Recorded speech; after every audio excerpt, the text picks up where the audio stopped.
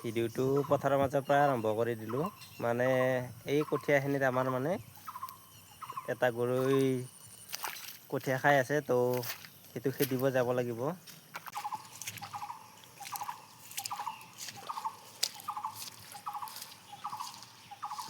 এইফালে পথাৰত পানী হ'লেই তো ৰুব লাগিব। আৰু মই এই কঠীয়াখিনি দূৰৰ পৰা দেখা পাই আছিলোঁ যে এটা গৰু আছে ভিতৰত। তো এইখিনি বোকা পানী ভাঙিয়ে তো গৈ আছোঁ, এই গৰুটো উলিয়াই দিওঁ। এইটো গৰুৱে ভিতৰত কঠীয়া খাই আছিল, তো মই ইয়াক উলিয়াই দিওঁ। এটা নহয়, দুটাই আছে। তো নেটৰ বেৰা আছিল, তো গৰুকেইটাই মানে ওলোৱা ৰাস্তা পোৱা নাই। হয়।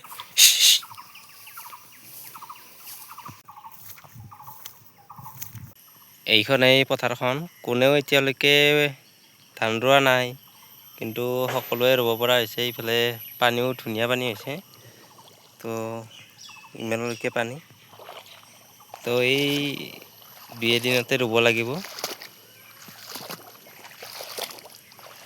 তাৰ পৰা আহিয়ে মই পটল ছিঙা আৰম্ভ কৰি দিলোঁ। মানে অহাকালি বজাৰ আছে, তো তাৰ বাবে এনেকৈ পটল ছিঙি আছোঁ।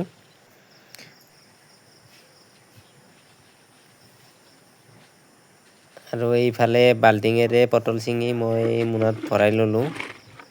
আৰু ছিঙা হ'লে ইফালে বাইকত ধুনীয়াকৈ বান্ধি লৈ মই ঘৰমুৱা হ'লোঁ। আৰু আজিৰ ভিডিঅ'টো ইয়াতে সামৰণি মাৰিলোঁ।